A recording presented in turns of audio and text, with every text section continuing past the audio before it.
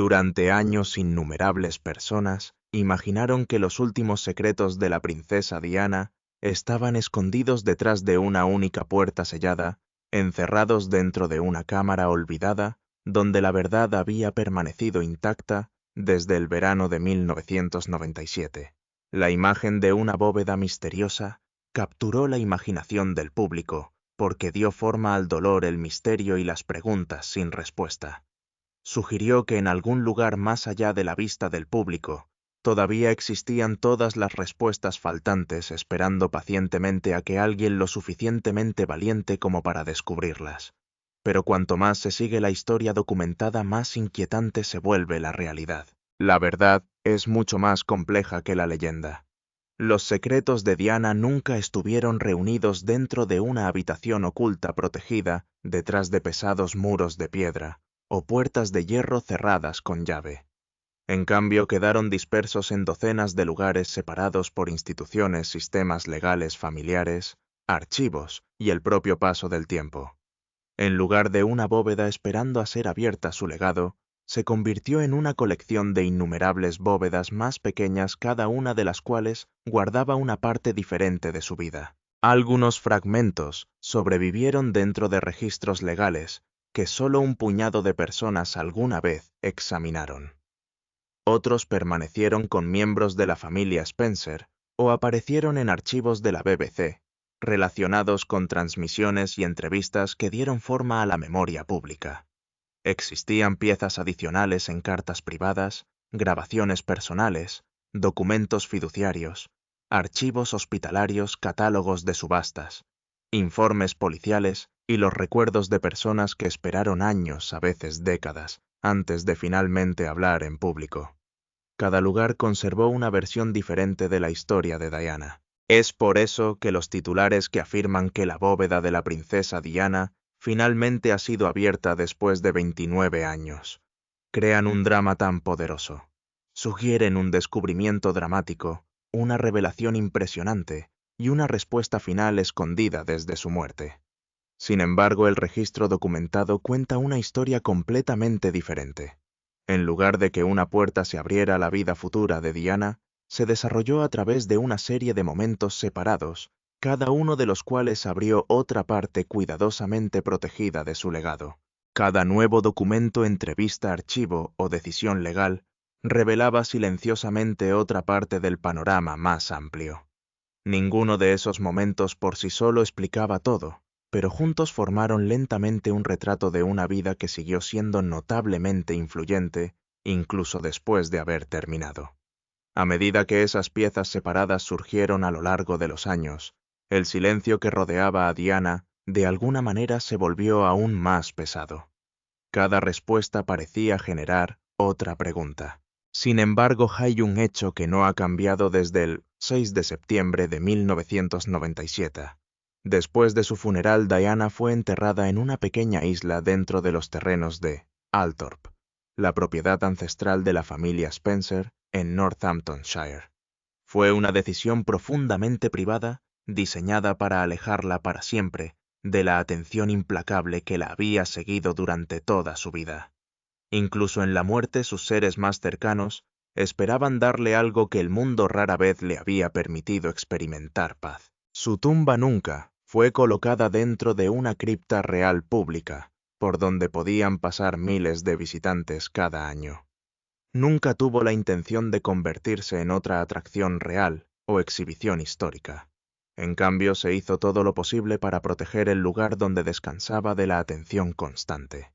La decisión reflejó tanto un amor profundo como una comprensión igualmente profunda de la extraordinaria fascinación pública que rodea su vida. Charles Spencer, hermano de Diana, explicó más tarde que el lago que rodeaba la isla funeraria tenía un importante propósito simbólico y práctico. Actuó como una barrera natural que separaba su lugar de descanso final de la intrusión, la obsesión, y aquellos que tal vez nunca permitirían que su memoria descansara. El agua creó distancia no solo de los visitantes curiosos, sino también de las presiones implacables que habían moldeado gran parte de la existencia pública de Diana. En muchos sentidos, la isla se convirtió en el santuario que había buscado durante toda su vida. Esa única decisión protegió el lugar de descanso físico de Diana con notable éxito. Sin embargo, aunque su tumba permaneció protegida detrás del agua y la tierra privada, su historia continuó viajando mucho más allá de los límites de Althorp. Su cuerpo se volvió inaccesible, pero su vida nunca dejó de transitar por instituciones públicas y privadas. Finalmente, se permitió a la mujer descansar mientras el legado que dejó seguía evolucionando. Su ataúd desapareció para siempre de la vista del público.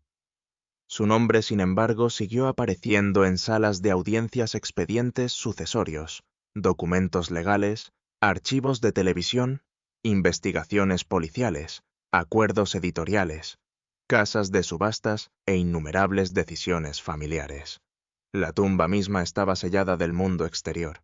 La historia que rodea a Diana nunca existió. Todo cambió durante la madrugada del 31 de agosto de 1997, tras el trágico accidente en el interior del túnel Pont del Alma en París.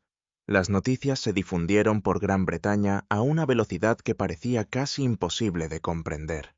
Inicialmente, millones de personas lucharon por creer lo que estaban escuchando, porque parecía inimaginable que alguien tan vibrante y universalmente reconocido pudiera simplemente haber desaparecido.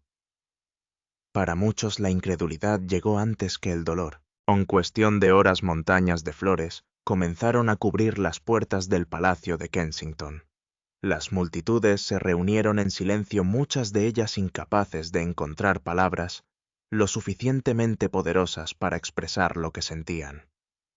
Los periódicos abandonaron las portadas planeadas de la noche a la mañana, reemplazándolas con fotografías de Diana.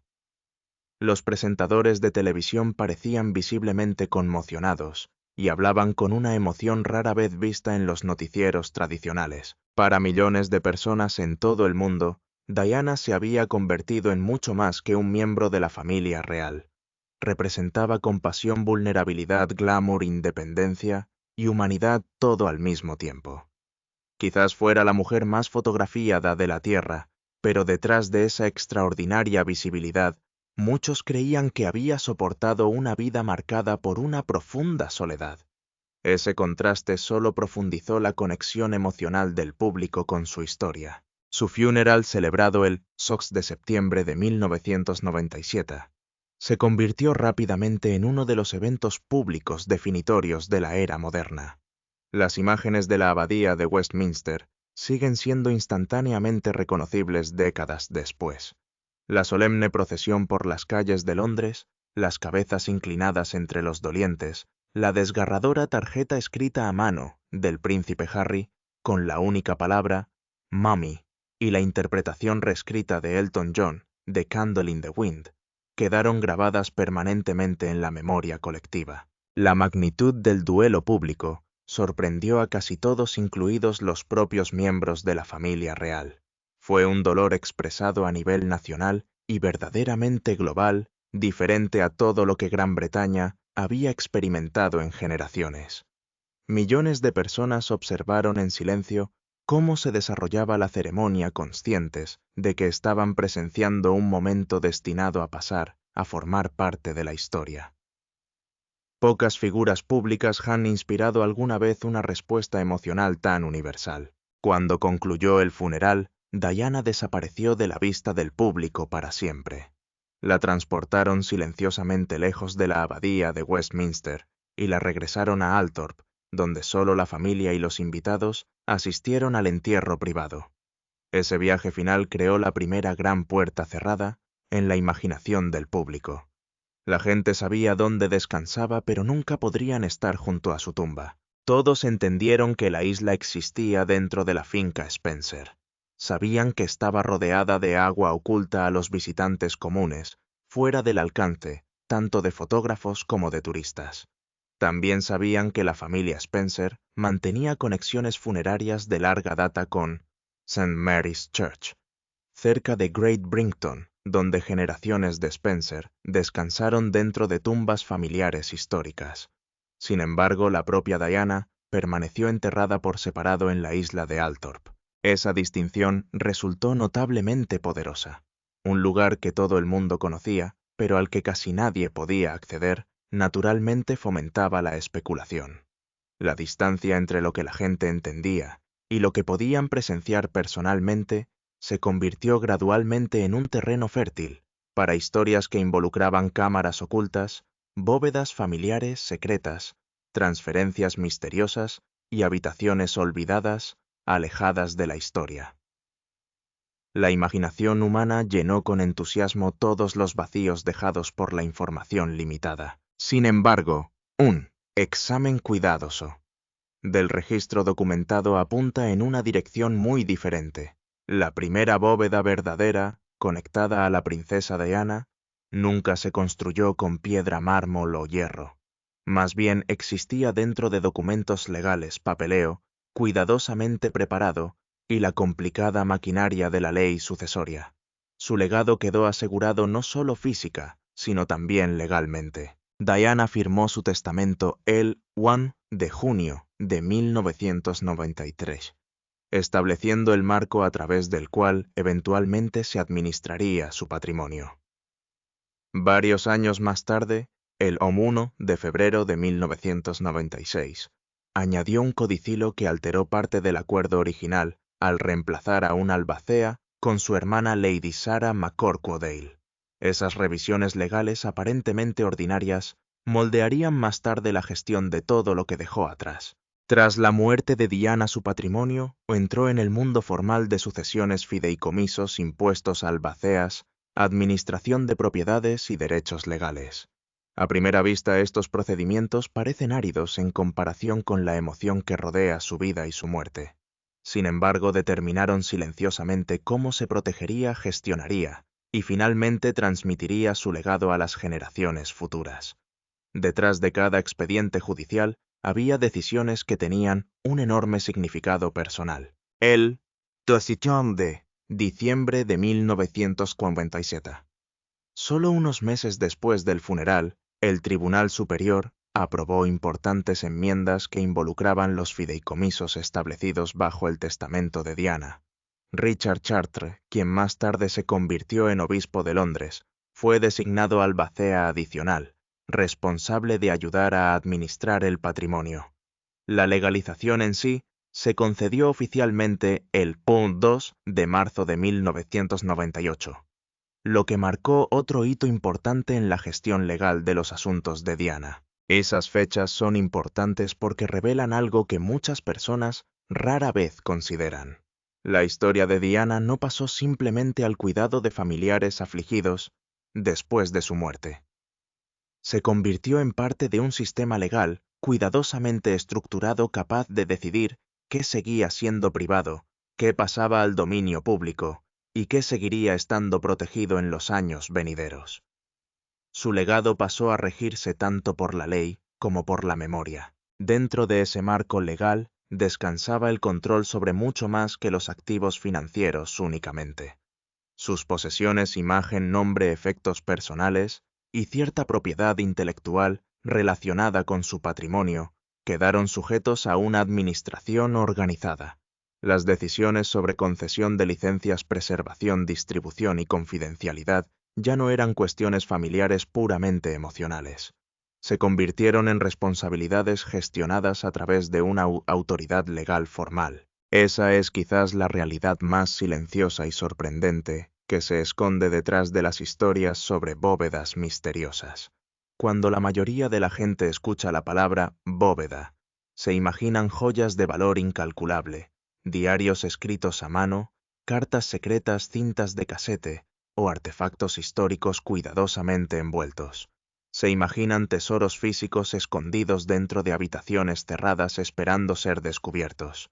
La verdadera bóveda de Diana, sin embargo, funcionó de manera muy diferente. El mecanismo más poderoso que rodeó su legado fue la autoridad misma.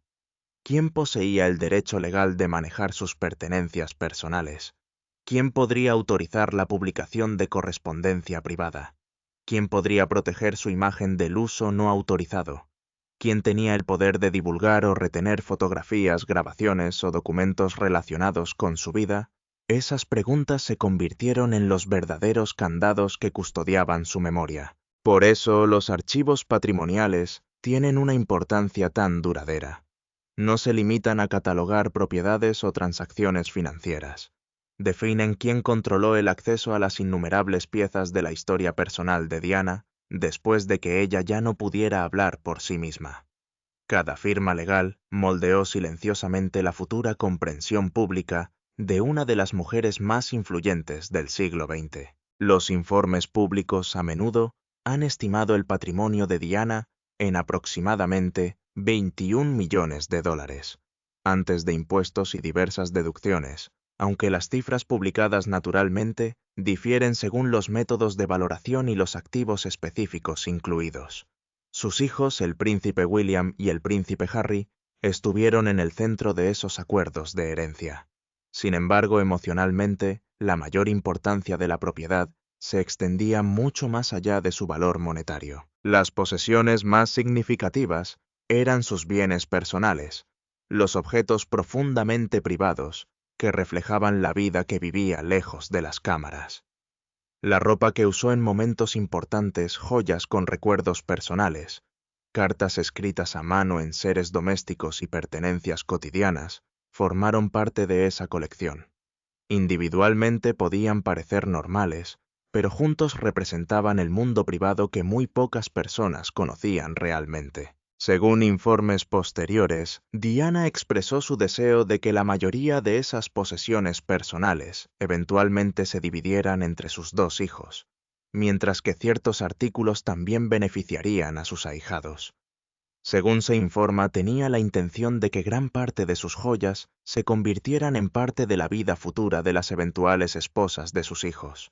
Sobre el papel, esos deseos parecían sencillos y reflejaban las esperanzas de una madre que planificaba el futuro de su familia. La realidad, sin embargo, rara vez sigue expectativas simples.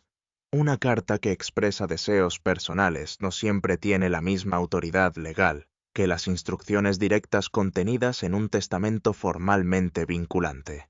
Los albaceas y fideicomisarios deben trabajar dentro de los límites legales establecidos, equilibrando las intenciones documentadas con las obligaciones legales complejas.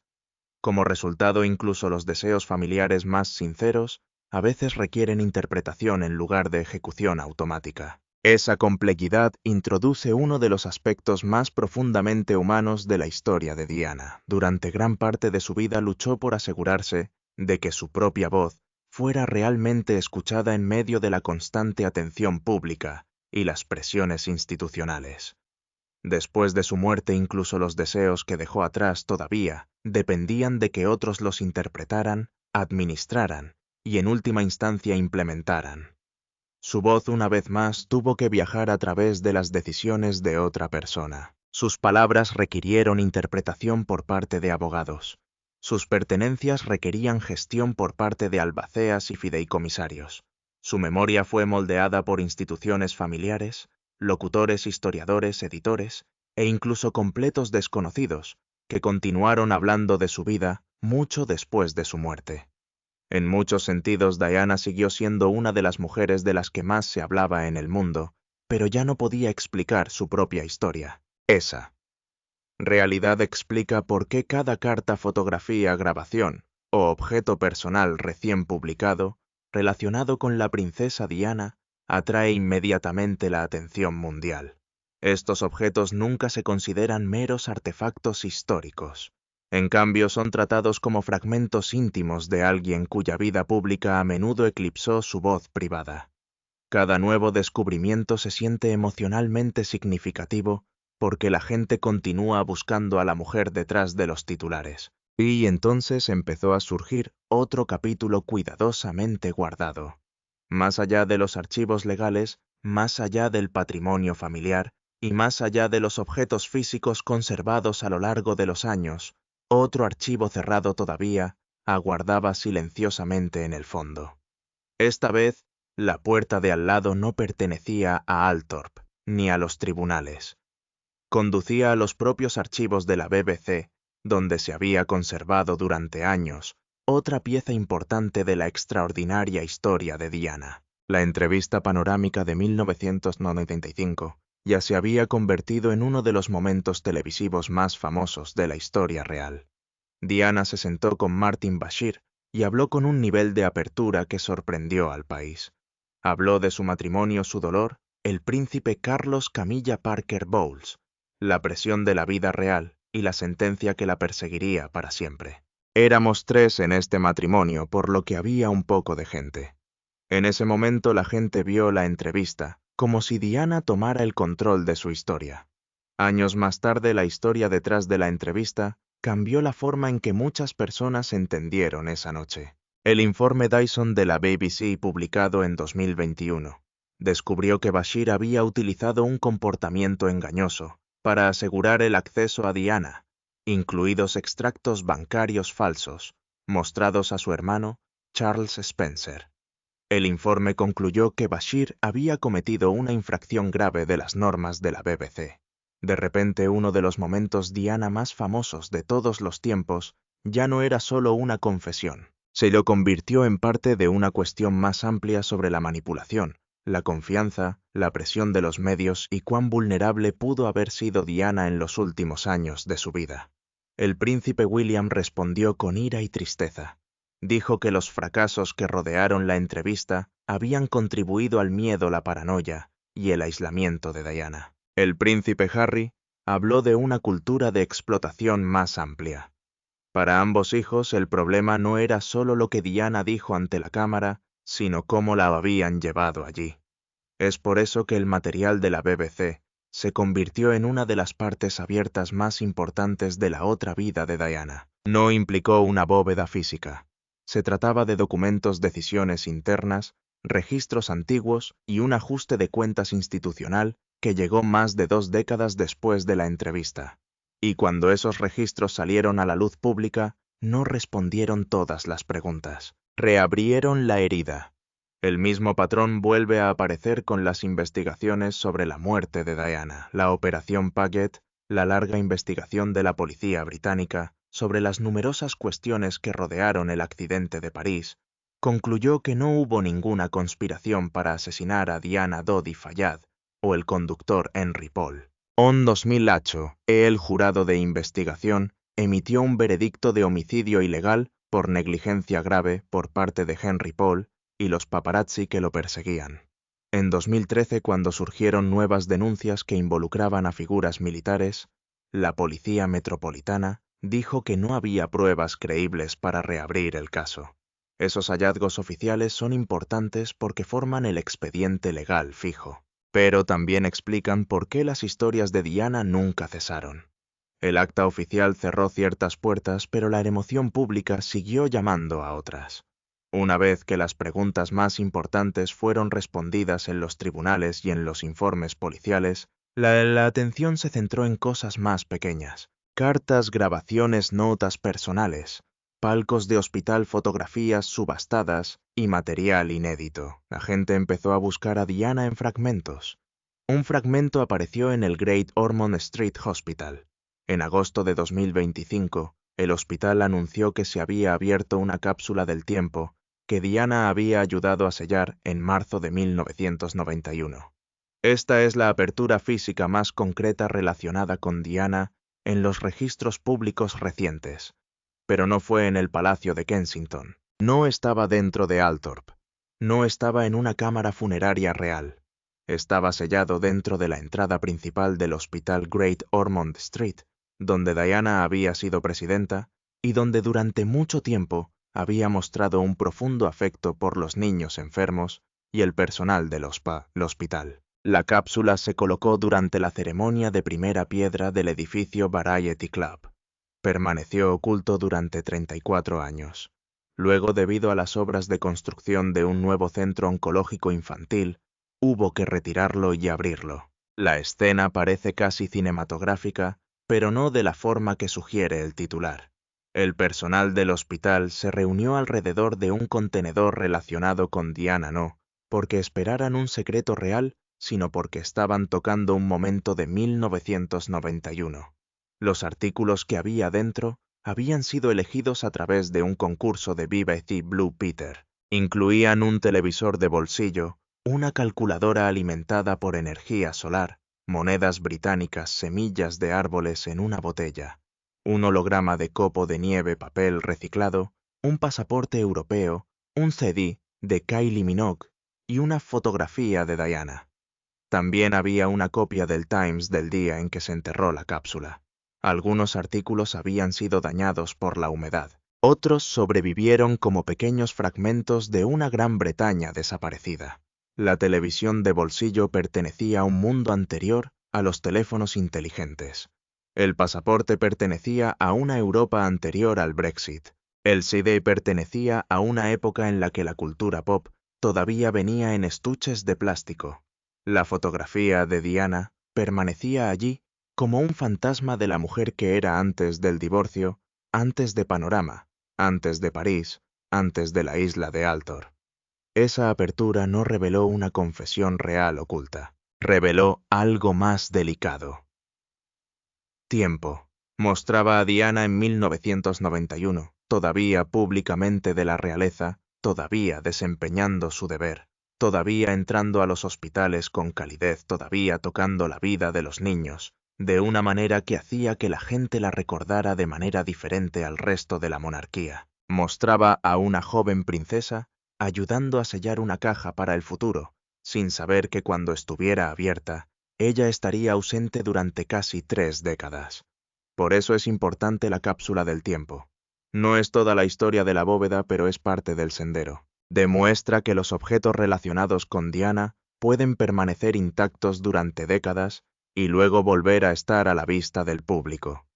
Esto demuestra que un contenedor sellado conectado a ella realmente estaba abierto, pero también muestra con qué facilidad un suceso real puede mezclarse con otras historias de Diana hasta que el público imagina algo mucho más grande, más oscuro y más real que el suceso documentado en sí. Luego, en 2020, se abrió otra puerta. La Voz. Surgieron informes sobre un proyecto documental construido alrededor de 5 horas de grabaciones inéditas que Diana realizó en 1991. Estas grabaciones estaban relacionadas con el famoso libro de Andrew Morton, Diana, Her True Story. Diana había trabajado a través de su amigo el Dr. James Coulthurst, registrando respuestas que ayudaron a darle forma al libro manteniendo al mismo tiempo distanciamiento público del proyecto. Algunas de esas cintas se habían escuchado antes, pero muchas menos que la colección completa. El nuevo informe decía que un documental titulado Diana the Unheard Truth estaba previsto para estrenarse alrededor del 31 de agosto de 2027, el 30º aniversario de su muerte. Ese detalle por sí solo es escalofriante, porque significa que la propia voz de Diana puede volver nuevamente al centro de la memoria pública exactamente 3 décadas después de París. Aquí es donde la historia se vuelve más poderosa que una bóveda física. Una habitación se puede abrir y vaciar. Una cinta puede cambiar la forma en que se recuerda a una persona. La voz de Diana siempre ha tenido una fuerza inusual. En las entrevistas no parecía una portavoz real refinada. Parecía herida cuidadosa, a veces nerviosa, a veces firme, y a menudo dolorosamente consciente de lo atrapada que se sentía. Cuando salen a la luz grabaciones antiguas, el público no está simplemente escuchando evidencia histórica. Están escuchando a Diana pasar por alto a todos los que le explicaron después. Durante décadas la gente ha hablado de ella. Biógrafos, periodistas, amigos, familiares, ex empleados, comentaristas reales, funcionarios de policía, documentalistas y críticos, todos construyeron versiones de Diana. Pero una grabación es diferente. Una grabación le permite volver a respirar dentro de la historia. No necesita la voz de otra persona sobre él. No pide permiso al palacio, ni a la prensa, ni a la memoria pública. Por eso las cintas de 1991 son tan importantes. No necesitan salir de una bóveda de piedra para sentirse como tal. Estaban encerrados en el tiempo. Llevaban las palabras de una mujer que sabía que estaba atrapada dentro de un matrimonio, dentro de una institución y dentro de una imagen global que no podía controlar. Cuando surgen partes nunca antes escuchadas, no se limitan a añadir hechos. Restauran el tono la vacilación, el dolor la ironía, el miedo y la humanidad. Y el rastro documental de Diana también siguió abriéndose de otras maneras. En 2026 aparecieron cartas y fotografías relacionadas con la vida privada de Diana a través de casas de subastas y colecciones personales. Algunos procedían de personas que la habían conocido antes de que se convirtiera en la figura global que el mundo recuerda. Las fotografías de la infancia, los artículos de la época escolar y la correspondencia privada tienen un peso diferente porque sacan a Diana del marco en forma de corona. Recuerdan a los espectadores que antes de ser la princesa del pueblo, antes de ser perseguida por las cámaras, antes de que su matrimonio se convirtiera en un drama nacional, ella era una niña llamada Diana Spencer. Esa es otra parte oculta de la historia. El público recuerda a menudo a Diana desde la boda en adelante. La novia tímida, el vestido enorme, el beso en el balcón, las giras glamurosas, las obras de caridad, el vestido de venganza, la entrevista, el choque, el funeral. Pero los objetos que siguen apareciendo en colecciones privadas a menudo pertenecen a la Diana anterior, la que todavía se estaba convirtiendo en ella misma antes de que la monarquía la convirtiera en un símbolo. Esos objetos no son explosivos en el sentido habitual, no gritan, susurran. Una fotografía escolar puede ser más inquietante que un documento escandaloso, porque muestra a la persona antes de que la historia la tocara. Una carta escrita a mano puede parecer más íntima que un titular, porque captura una mano privada, moviéndose sobre el papel. Una nota a un amigo puede recordarle a la gente que la vida de Diana no estaba hecha solo de palacios, títulos y tragedias, sino también de vínculos ordinarios, bromas privadas, incertidumbre, inseguridad, bondad y la necesidad de ser amada. Esa es la parte a la que la gente sigue volviendo. La historia de Diana no es poderosa solo porque murió joven. Es poderosa porque parecía inacabada. Murió a los 36 años tras un divorcio, tras liberarse del papel que casi la había destruido, tras iniciar una nueva vida, que todavía parecía incierta. Había sobrevivido al palacio, pero no al túnel. Había encontrado su voz, pero no había tenido tiempo suficiente para utilizarla plenamente. Esa sensación de inacabado hace que cada nuevo objeto parezca que podría completar el cuadro, pero nunca lo hace. Cada nueva pieza abre otra pregunta. El testamento abre interrogantes sobre el control. La variación de la confianza abre preguntas sobre la autoridad. La BBC registra preguntas abiertas sobre la manipulación. Los informes policiales abren dudas sobre la responsabilidad. La cápsula del tiempo abre interrogantes sobre la memoria. Las cintas abren preguntas sobre la vida interior de Diana. Las cartas abren preguntas sobre quién era ella antes de la corona. Juntos forman un tipo diferente de bóveda. Ni una habitación, ni una caja, ni un desbloqueo espectacular. Una cadena. Un vínculo comienza en Altor, donde su tumba permanece privada. Otro comienza en Probate, donde su patrimonio se convirtió en una estructura legal.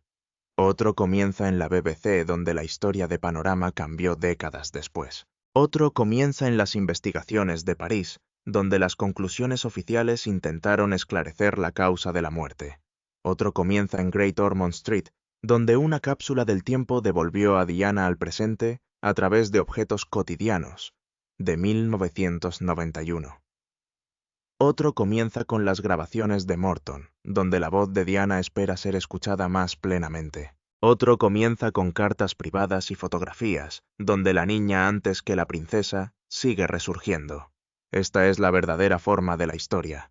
Los descubrimientos más importantes de Diana no aparecen todos a la vez. Surgen, lentamente, a través de custodios nombrados, fechas, decisiones legales, elecciones familiares e instituciones que finalmente liberan lo que han retenido. Por eso el público sigue congelado. No porque una puerta de la bóveda se abra, sino porque cada pequeña apertura trae a Diana de regreso de una manera que se siente personal. La cápsula del tiempo del hospital trajo de vuelta a la Diana pública de 1991, la princesa que estaba con los niños y ayudaba a sellar una caja para el futuro. Los documentos del patrimonio trajeron de vuelta a la Diana privada, cuyas pertenencias tuvieron que ser divididas y administradas. El informe de la BBC trajo de vuelta a la vulnerable Diana, quien pudo haber sido manipulada en uno de los momentos más importantes de su vida pública. Las grabaciones traen de vuelta a Diana, hablando la mujer que intenta explicarse antes de que otros puedan explicarla. Las cartas traen de vuelta a la Diana humana, la amiga, la adolescente, la joven antes de que el mundo la convirtiera en un símbolo. Esto es mucho más inquietante que una simple cámara, porque una bóveda se puede abrir una vez. La historia de Diana sigue abriéndose, y cada vez que lo hace Gran Bretaña, se ve obligada a enfrentar algo que nunca resolvió del todo. ¿Cómo una mujer tan adorada por el público se sintió tan abandonada dentro de la institución con la que se casó? ¿Cómo la prensa que la celebró también ayudó a destruir su paz? ¿Cómo una princesa que tenía todo lo que la gente soñaba terminó sintiéndose tan sola? ¿Cómo llegó a ser su voz su arma y su herida? ¿Y por qué después de todos estos años el mundo todavía reacciona como si ella acabara de regresar a la habitación? La respuesta puede ser que Diana nunca pasó a ser historia ordinaria. La mayoría de personajes históricos eventualmente se asientan en el pasado. Sus historias se vuelven fijas. Sus imágenes se vuelven familiares. Sus controversias se enfrían. Diana no se conformó. Su memoria permanece activa, emotiva y extrañamente presente. Sus hijos siguen vivos dentro de las consecuencias de su muerte. La monarquía todavía es juzgada a través del lente de lo que le sucedió. La prensa todavía está atormentada por el papel que jugó en su vida. La BBC sigue marcada por el escándalo Panorama. Althorp todavía conserva la tumba privada y cada nueva cinta, carta, informe u objeto todavía parece que podría revelar lo único que el público se perdió. Por eso el marco de la bóveda tiene tanto poder. Le da a la gente una imagen simple de un anhelo complicado. La gente no solo quiere documentos, sino que también quiere que Diana sea devuelta. Quieren la explicación final, la conversación perdida, la nota privada, la frase no escuchada, el único objeto que da sentido a toda la tragedia. Pero la otra vida de Diana se niega a ser tan simple. Lega en pedazos, y cada pedazo conlleva un tipo diferente de dolor. La verdad final no es que alguien abrió una cámara real y encontró la respuesta. Lo cierto es que la vida de Diana quedó dividida después de su muerte en lugares vigilados. Su cuerpo fue a Althorp. Su patrimonio pasó a proceso testamentario. Su imagen pasó a protección legal. Su entrevista se convirtió en un escándalo institucional. Su muerte pasó a los archivos policiales y a los registros de la investigación. Sus recuerdos quedaron plasmados en cartas, cintas y colecciones privadas. Su bondad pública permaneció en hospitales y organizaciones benéficas. Sus hijos llevaron el dolor a la siguiente generación. Por eso la gente todavía se detiene cuando aparece su nombre. Casi 30 años después, Diana todavía no está completamente en tiempo pasado. Se puede abrir una cápsula del tiempo y de repente 1991 se siente lo suficientemente cerca como para tocarlo. Se puede anunciar una grabación y de repente su voz vuelve a sentirse viva. Una carta puede aparecer en una subasta y de repente la princesa se convierte en una joven que le escribe a alguien en quien confiaba. Se puede volver a leer un expediente judicial y de repente sus últimos deseos parecen frágiles. Un informe de la BBC puede llegar décadas después y de repente una vieja entrevista se convierte en una herida nueva. Entonces sí, la palabra bóveda captura algo real, pero no de la forma en que la gente imaginó por primera vez. La bóveda nunca fue solo un lugar, fue el silencio alrededor de su entierro. Era la sensación de estar encerrada en torno a sus documentos personales. Era el control legal sobre sus posesiones. Fue el retraso institucional en torno al escándalo de la BBC. Fueron las partes retenidas de grabaciones antiguas. Se trataba de la custodia privada de cartas y fotografías. Era la forma en que otros seguían guardando la historia de Diana después de toda una vida de ser vista por todos. Cuando esas piezas empezaron a salir a la superficie, la gente se quedó paralizada porque no estaban simplemente mirando objetos. Estaban viendo a Diana regresar a través de las pruebas. Una fotografía, una nota, una cinta, una cita en el tribunal, un palco de hospital, un documento de fideicomiso, una voz de 1991. Cada uno dice lo mismo de forma diferente. La historia de Diana nunca se terminó. Solo se dividió entre las personas y las instituciones que la sobrevivieron. Esa es la parte que todavía inquieta al mundo. No es que se haya abierto una puerta después de 29 años, sino que casi 3 décadas después, muchas puertas conectadas con Diana todavía se están abriendo una por una, y cada vez la habitación vuelve a quedar en silencio.